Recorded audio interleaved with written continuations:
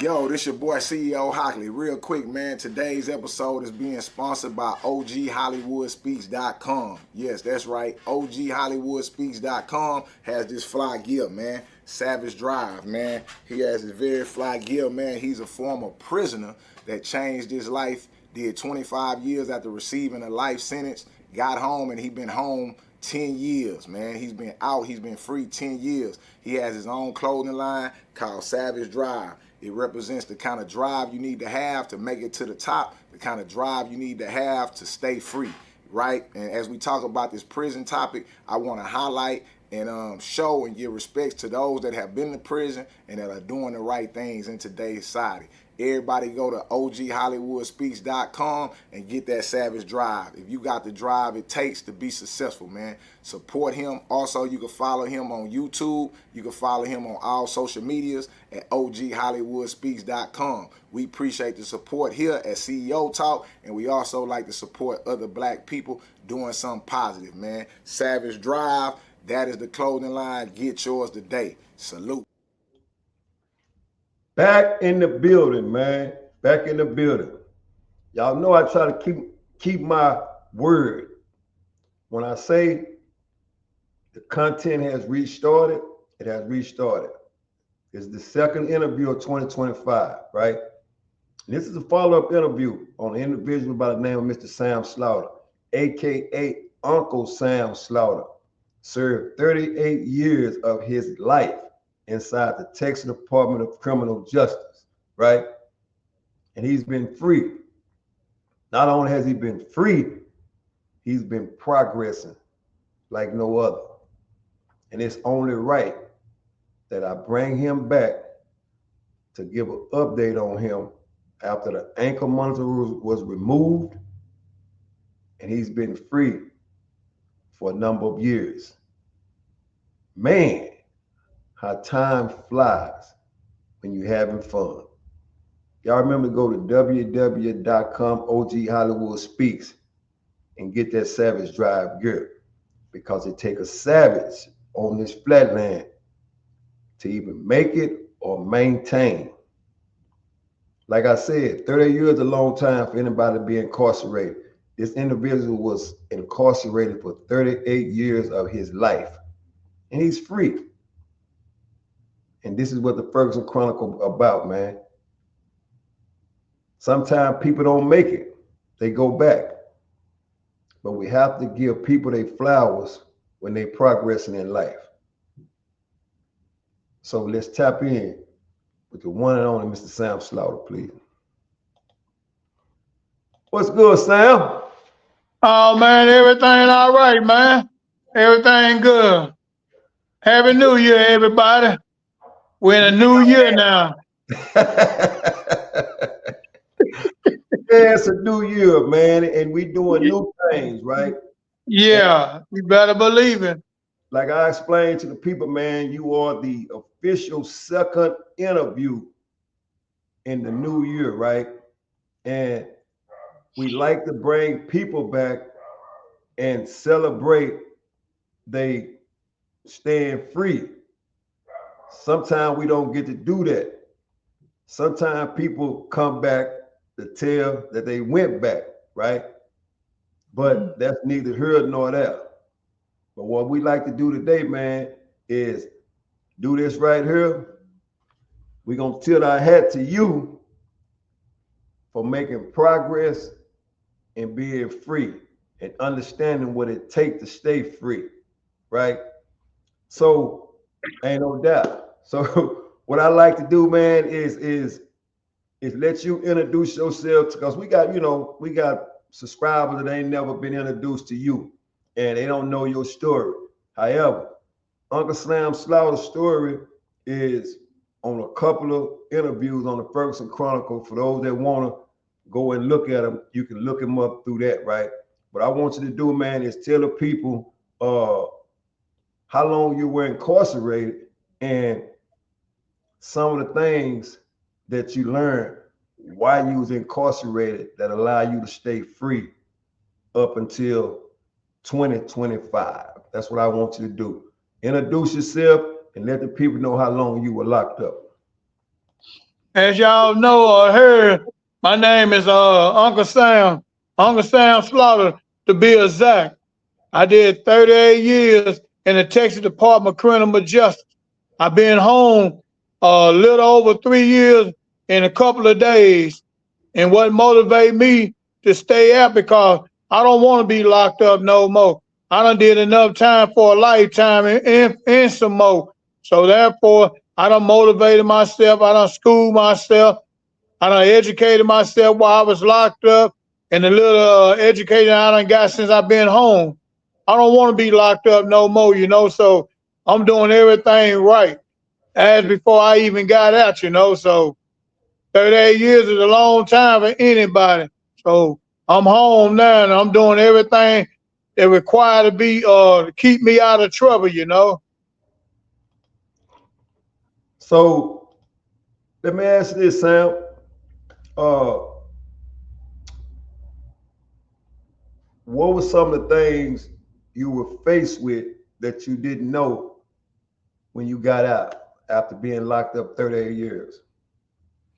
I was faced with a lot of some of the technology, you know, the difficult that I knew I encountered as I go or as I came home, you know. I didn't ever know how to work no phone because I didn't have cell phone. I didn't know how to work no laptop, no computer, you know. I didn't know how to do none of that, you know, but I had a few nephews, you yourself and your wife taught me how to operate the phone, the laptop. So I'm good now, but I'm still unfamiliar with a lot of things, you know. But I know enough to get me through the day, you know. So that was the one thing. Then another thing I was difficult hearing the nail sales about you ain't gonna be able to get a job because you've been locked up for so long, or you not to get a job because you're an ex-convict. I didn't allow none of that to put a block in my way. So everything a person told me that was negative, I went the other way.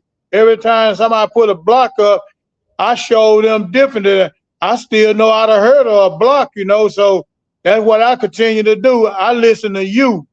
OG Hollywood. I listened to your wife, Angie. Everything y'all told me, everything y'all taught me, I done. And along the way, I had my anger monitor removed after 1 year of being free. So now, I'm still starving for greatness, you know. I got a good job. I got everything I can always wish for, being locked up as long as I have, you know.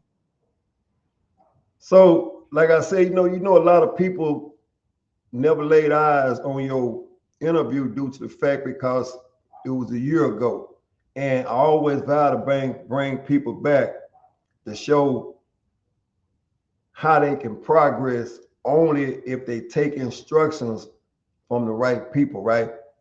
So what I'm gonna do, man, is I'm gonna play a clip for you.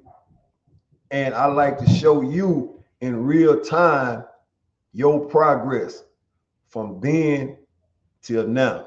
So let's take a look at that clip. As a matter of fact, let's just look at this and I want you to tell me, what does this remind you of? Take a look at that. What does that remind you of? Oh, that remind me of being free, just now making it home, sitting back thinking of all the things that I want to do, sit back thinking of the things that I must do. And all along, you know, I'm thinking about the people I had to cut off, the people that I wouldn't associate with, all the good things I wanted to do. And even my own family, you know, those that doubted me, I wanted to prove to them that I wasn't the same Sam. I was a new Sam, and I was dying to prove everybody wrong. 3 years later and a few days later, you know, I done proved everybody wrong, whoever doubted me, you know, because I'm steady moving forward, you know. I'm steady moving up a better heights and higher heights, you know. So I'm doing good, you know. So as you sit here, and I'm quite sure you can see the screen like I can, from 1983 until 2021, those were your incarceration dates, right? Yes. How did you make that happen, Sam? That's a long Well, time. as I studied the laws in TDC, as the years went by, I had a brother down there, we used to communicate all the time.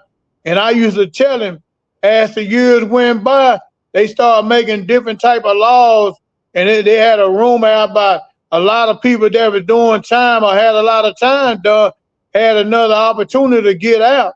So I told my brother from that day forward, we need to chill on any type of violence unless we absolutely had to. If we didn't have to, we wouldn't partake, and that we gave our mother our word, so we wouldn't. So after that, we just sit back and chill, even though it was about 25 years later, after we were starting to see people that had been locked up a long time starting to get out, and we used to talk among each other, say, man, sooner or later they're gonna have to let us go if they letting everybody go with all this time. So one day, I can't even remember what year it was. My brother was free. He was released 2 years before me. So after he released it, I sure did get my spirit up a little higher. I said they let him out. Shit, they sure gonna let me out. 2 years later, damn, bam, I was free. And now we united back together. After so many years, because as you know, my brother did 37 years, and I did a year more than him. So to see both of us make it and make it back to our mother, that was a dream come true. So what I'm gonna do, man, because like I said, I like to show growth in a person, man, because from a correspondence standpoint,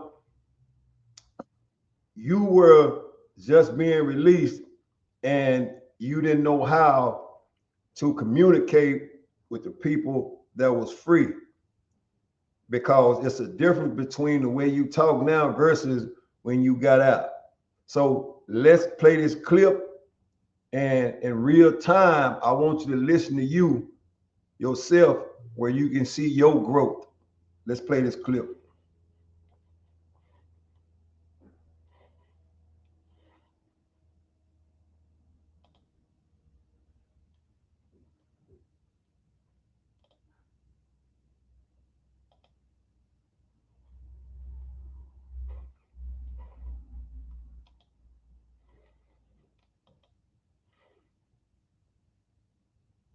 Of your first job interview after 38 years. How does that feel? Oh, it feels good, I'm a little excited, got a little jigger buzz on me, so hopefully by the time I make it, I'll be better, and able to let's sit there, look at the people in the eyes and explain my situation and show them how happy I am to be free. Not only just be free, but have a job interview, knowing I need a job. Oh, speaking of job interview, how many job interviews do you have lined up after this job interview? I got about six of them at the time. My 6 more interviews. I'm willing to take whatever comes first. Instead of just waiting on something better. Whatever comes first, that's a job I take. And before you was incarcerated inside the Texas Department of Criminal Justice 38 years ago, where were you employed at before the time of your crime? Well, I was working at a state school, around there for disabled kids, and I worked as a maintenance worker. So let's speak a little bit about up until the time that you were convicted, right? How was your life before then? Well, the way I can explain it to you, it was hell, because I didn't care, I ran the streets, did whatever I wanted to, even though I had a job.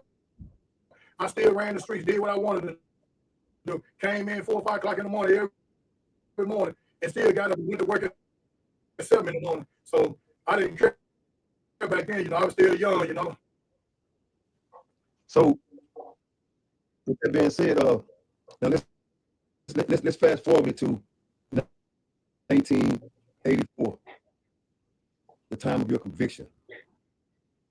What was your mindset at the time of your conviction? But my mindset was, well, if I go to prison, hopefully I don't get a life sentence, you know. But as time went, I was probably being in the county jail. I was acting a fool up there, you know. So every time I look around, I was fighting. I love to fight. So I was doing everything I could think of, even though going to prison, with the mindset of when I could get a life sentence. But unfortunately, I didn't, you know. I received 20 years. So that's what I had, 20 years. And as we saw in the last video you did, you picked up to 75 years in prison, right? Yes. For repeatedly stabbing an officer. Yes. And some of the questions that wasn't asked on your last interview, did that officer make it or did he die? He had to go to rehabilitation, be rehabilitated, go to therapy to get his legs back up on him, be able to walk, be able to get back healthy, you know. It took him 6 months, you know, before he was able to get up and walk and come back on the unit and all that. But I tell you one thing, when he came back, he was a changed man.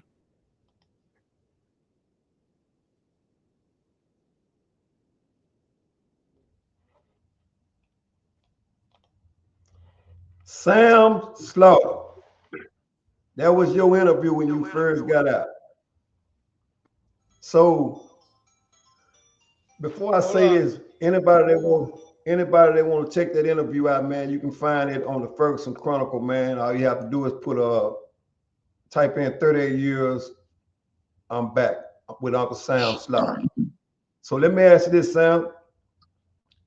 That mindset you had then, right? What is the difference between then and now? Well, back then, you know, the mindset I had, I didn't care. I was in a place where most people didn't care because I was doing time. I kept a lot of clowns at bay by showing them the things that you talking about doing. I already done it, you know, things that you talking about you will do. I done already done it. So the best thing to do, stay the hell away from me because you ain't gonna want what you gonna get from me, you know. And I didn't care. Even after 38 years, I still didn't care. I think I didn't care until the time that they granted me parole. And once they granted me parole, I think I changed my mindset overnight. A lot of people say you can't change overnight. I did, and I'm a proof of that right now today.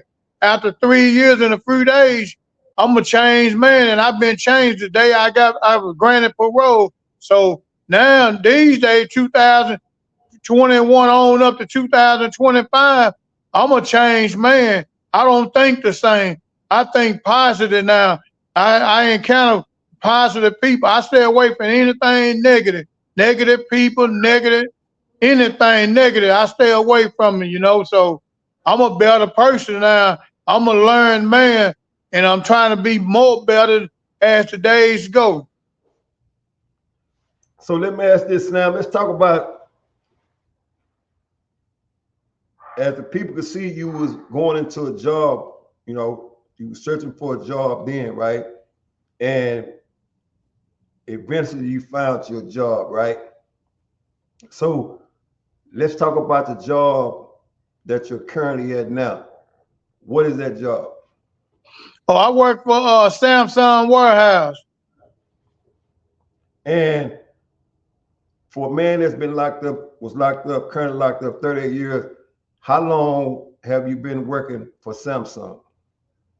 Little over 2.5 years. 2.5 years, right? And all the things that you learned at Samsung within these 2.5 years, did you know any of that stuff before you started to work there? No, I didn't know any of it. And how did you go about preparing from a mental standpoint to learn everything at Samsung so you can become a productive employee for Samsung? Well, my mind was set with like, once I went in, I scoped the job scene out, and I seen a couple of people that had the same job title I had, and I went to them, you know, and it was 3 little youngsters, you know, and I asked them to show me the ropes, you know. I ain't got no pride, you know. I lost my pride a long time ago while I was doing time. So I didn't have a problem going to the younger people, asking them, hey man, how you do this? Hey man, what I supposed to do right there? Hey man, can you show me do this? And I didn't have no type of fear or pride, you know. So, and once the people showed me, I took off after that. And they didn't believe how fast I learned. And as I learned, you know, I was able to show people this is how you do this. This is what you're supposed to do in the time right here. So now I got the title where I'm training people now. So what I like to what I like to highlight is this, man, because you got a lot of people that when they get released, they continue to live with the people that they was released to, right? Since you have been released from the Texas Department of Criminal Justice after 38 years, and as we do this interview in 2025,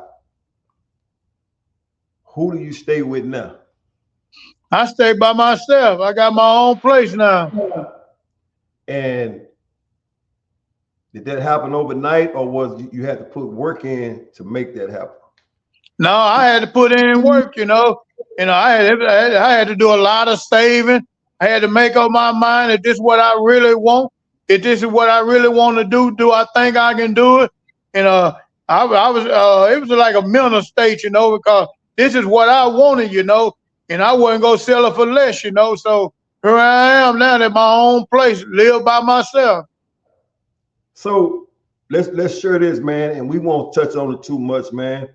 So what are some of the losses that you had to go through since you've been free? And once you explain those losses, how did you stay mentally focused to be able to achieve the thing that you know that's going to keep you free? I think you know, when I first came home, you know, I was released to my mother care, you know. So I got a chance to stay with my mother for about 2 months, you know, and we sit back, kicked it, laughed, talked about the old days and the new days, you know. Every day, you know, I was there by her side, you know, whenever she needed help, I was there to help her, you know. So 2 months after that, you know, my mother passed, you know. So that was one of my losses. So my only regret was I wasn't there longer, you know. And I was only there for 2 months before she passed. Only thing I regret, I didn't ever get out earlier, you know. And today, what I think what taught me how to deal with death, even my mother's death, was because at a young age, you know, I encountered a lot of deaths. You know, I done seen a lot of deaths, even in prison. You know, even the things I done, you know, it was able to teach me to be more stronger. You know, even when uh, it affected me, like from my family standpoint. You know, I was able to deal with it. You know, because of the times that I done seen it, times I partaked in violence, you know, I was able to be strong when it happened. And plus, another thing, being gone for 38 years, you know, that'll separate a people, you know, that'll give you distance from people, you know, that you really love, but your love is not connected no more because you've been gone for so long. That's another part gave me the strength to stay strong, you know, and whether it didn't affect me to go out and do nothing stupid, it didn't affect me to think stupid. I stayed positive, you know. So that's what I do. I stay positive, you know, and I keep on moving forward, you know, even though I lost my mother, you know, she's still with me in the physical part, you know, in the spiritual, you know. So I'm still moving forward, you know, because I know this is what she wants. So I'm getting her some of the things that I know she wants from me, you know, being able to get out from prison again. So I want to keep a smile on her face, you know. So since since you've been free, right? And you in society and you see people that haven't acquired the things that you got, right? What do you think the reason why those people haven't acquired a living place like you live on your own now, You have your own car where you get back and forth to work, and just the responsibilities of a grown man doing grown man things. Why do you think people in the world can't achieve those things and you did it within 3 years after being locked up for 38 years? Well, I think a lot of it's got to do with the people that they associated with, because a lot of people that don't have anything that you associate with run up and down these streets. They don't have anything, so they not able to teach you to have them things because they don't have it and they don't want it. So they sure don't want to see you with it, because once you got it, then there gonna be a separation. You go on somewhere else now to people that got a car, got a home, or whatever. You're not gonna stay down with them, because you don't see a different road now, so you willing to take it. And a lot of people just, I don't understand why they just continue to associate with people that don't want to see you with anything. People that's negative, I don't see how you continue to stay with them, for after so many years. Sooner or later, I feel like you got to grow up. You got to become a man, not a boy all your life. A boy supposed to become a man sooner or later at a certain stage.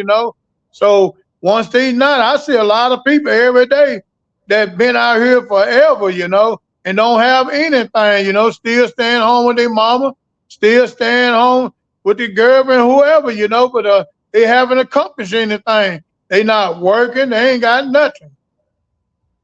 Once again, real life people, real life stories, man. This is a follow-up with Uncle Sam, man, 38 years incarcerated in the Texas Department of Criminal Justice, man. And after 3 years, he's accomplished more than people that have never, ever been incarcerated. And we just bringing him back, man, giving him his flowers while he's still here. And this is what we do at the Ferguson Chronicle, man. We really, really do promote growth. And this is a proven fact, man. So let me ask you this, Sam. From the video that you've seen of yourself, right? What are the difference you see in you now versus then? Well, that picture right there, I've gained a lot of weight, only because down the line, couple of 2 years ago, I found out I was diagnosed with diabetes, and I never knew I was a diabetic until I passed out at work. And once I made it home, I would rush to the emergency room. So now, I try to eat a little healthy, but I still fall in my bad habits, eating sweets, eating cookies. I still eat a lot of that stuff, a lot of stuff that I don't supposed to eat, but I still done lost a lot of weight from that picture, I'm not big as I used to be, but I'm still big, Yeah. So let me ask this, from a communication standpoint, right? Do you feel like you communicate with people better versus when you first got out? Oh yeah, I communicate with a hell of a lot of different type of skills now, because I understand the ways of communication now, the ways of how you have to deal with people, because if this is what you want for yourself, then you got to return it to the people that you want to treat you in return, So I talk to everybody in a respectful way, because this way I want you to talk to me. And if I know you ignorant, I'm not going to encounter with you anyway, I'm going to stay away from you. So I want to be treated the same way I'm treating you, because you ain't going to get nothing but the utmost respect from me. Once again, real life people, real life stories. You can't get that nowhere else but here at the Ferguson Chronicle, man. So let me ask this, Sam. And you struggle with a lot of things when you first got out, right? What are some of the main things that you still struggle with? What are some of the main things?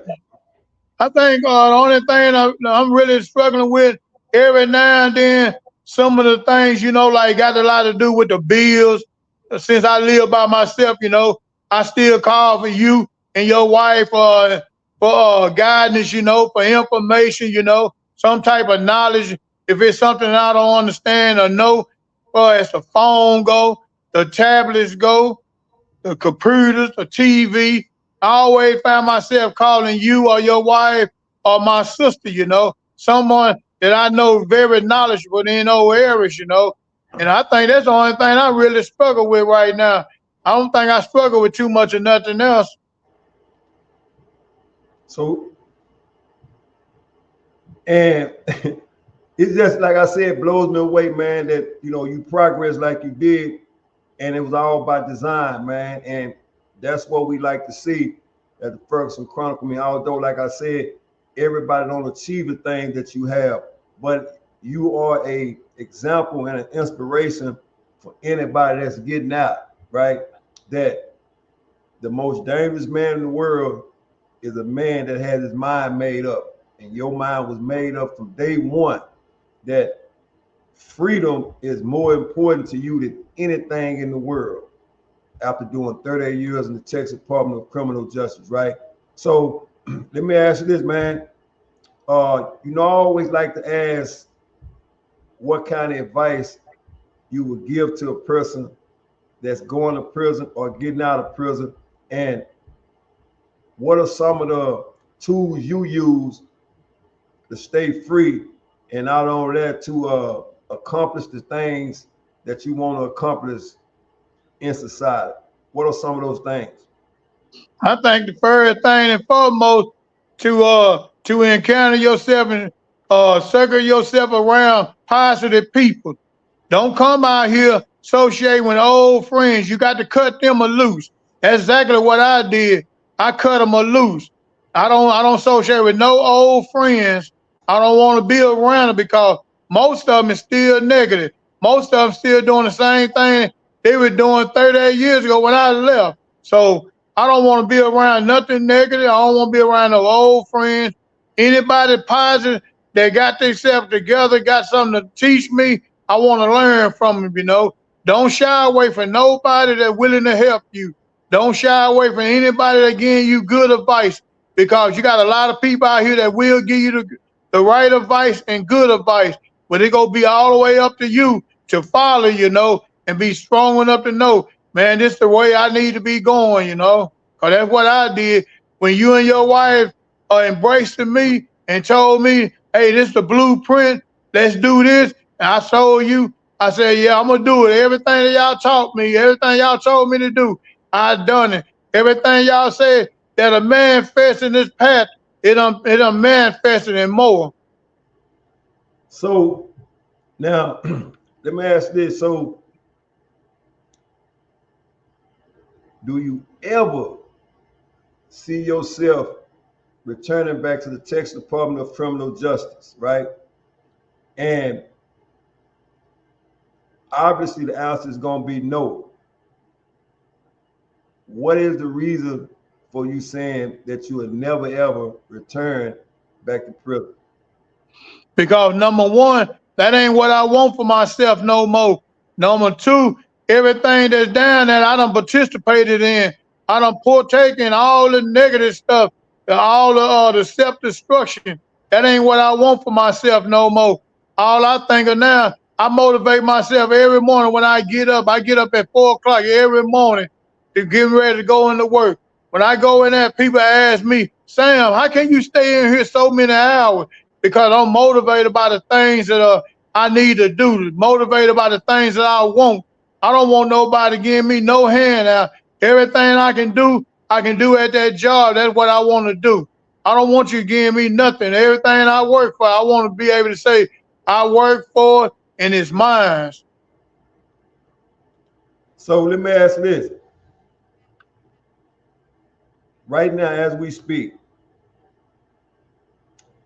what is the most proudest thing that you've done on your behalf since you've been free? Well, I think the most proud thing I done listened to you and your wife. I think that's the most proud thing I done did. The second thing, I done manifested everything I say I was gonna do. I got a car. I moved in my own apartment, and I think those are the only things I'm most proud of. And I'm most proud of waking up every morning, 3 years and 3 days later, still motivated to get up and go to work. And I want to ask this, man, before we get out of here, right? Like I said, we just doing a follow-up. It's not a knockdown, drag out interview, but I like to show a man's progress, and I like to document it here. So years later, you always have something to compare your situation to, just like you did a few minutes ago, to show your growth. That is nothing but growth, and you should be very proud of you and the strides that you made, because people can take you to the water, but they can't make you drink. And Right on. To be able to pull off what you did after 38 years and didn't let nobody stop you, man. Like I said, once again, I got to take my hat off to you, because you can give people tons and tons of instructions and they'll never follow because they feel like it's a better way, right? And what I want you to do, man, is leave the people with something, man. And I like this. I always say this, man. Just as you can go back, you can also stay out. And I always say never, meaning don't give up on yourself, because it's a lot of people give up on self. And when times get hard, they result back to what they used to do and the things they used to know versus standing fast. And for 3 years, you stood fast and gave yourself a chance to be free versus going back, right? So before we get out of here, man, leave the people with some words of encouragement to let people know that if it rains today, the sun will shine tomorrow, man. Okay, the little advice I can give y'all, what y'all need to do if you coming out of prison or if you coming out of some type of dark stage, motivate yourself. It got to start with yourself. This is what you got to want. Okay, cut the old friends off. Cut anybody off as negative. You got to cut them off if you want to start for anything better for yourself. And most of the time, it won't be with no family, you know. It gonna be an outsider. It gonna be an old friend or somebody that you probably don't even think have any type of love for you. Go be the one that show you the way. It got to be up to you. This what you want, because you got to motivate yourself. I motivate myself every morning, and I don't have no type of staggering, no type of what you call it, slow motion about myself or anything. I get up every morning with the same energy and I go get it, you know, and I still going to get it 3 years and a few days later. I'm still getting up and going and get it. And I don't have no type of hesitation, because this is what I want. So when you're getting out, cut the old friends off. Anybody positive try to teach you something, listen to them. And be a better person, be a better man and better woman, you know, and keep on moving, because, hey, I don't want to go back, and I'm not going back. I don't even think there's nothing out here that can make me go back, you know, because I done did everything. So for y'all to getting out, stay out. Do everything you need to do, because there ain't no such thing going back. Once again, real life people, real life stories, man. And before we get out of here, I want to show you this picture again. This is for the viewers, because this is real talk right here. This is real talk. This was Sam Slaughter when he first got out, when he did his interview on the Ferguson Chronicles. So for anybody that want to look at it, you can go search Mr. Sam Slaughter Speaks, 38 Years of Incarceration. This is a prime example of what you can do if you allow yourself to be free, man, and understand what it takes to stay free. So I appreciate you, man, for tapping in, Sam. I know, man, that it's work call in the morning and time is money and money is time. However, I don't ever put off what I can do today for tomorrow, because I know tomorrow is not promised, right? So right on. That's why I want to issue your flowers today. And I wish you nothing but success, man. and you keep climbing the ladder, man. And the main thing, you know what that is, always stay up and stay free, man. And that's real. Already. Salute.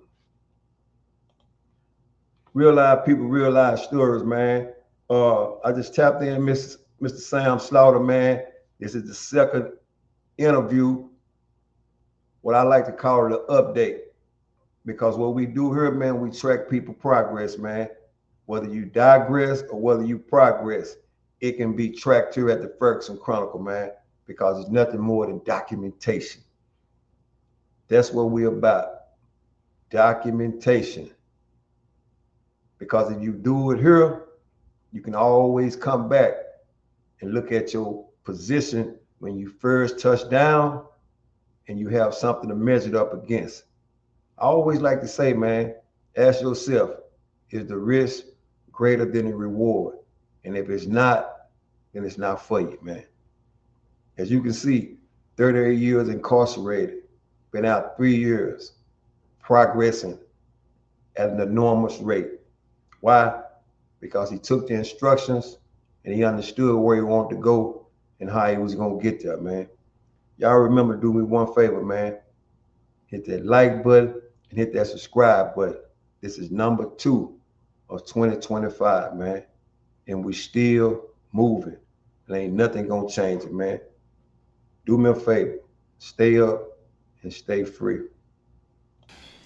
Yo, this your boy CEO Hockley. Real quick, man, today's episode is being sponsored by OGHollywoodspeaks.com. Yes, that's right. OGHollywoodspeaks.com has this fly gear, man. Savage Drive, man. He has this very fly gear, man. He's a former prisoner that changed his life, did 25 years after receiving a life sentence, got home, and he been home 10 years, man. He's been out, he's been free 10 years. He has his own clothing line called Savage Drive. It represents the kind of drive you need to have to make it to the top, the kind of drive you need to have to stay free, right? And as we talk about this prison topic, I want to highlight and show and give respects to those that have been to prison and that are doing the right things in today's society. Everybody go to OGHollywoodspeaks.com and get that Savage Drive. If you got the drive it takes to be successful, man, support him. Also, you can follow him on YouTube. You can follow him on all social medias at OGHollywoodspeaks.com. We appreciate the support here at CEO Talk, and we also like to support other black people doing something positive, man. Savage Drive, that is the clothing line. Get yours today.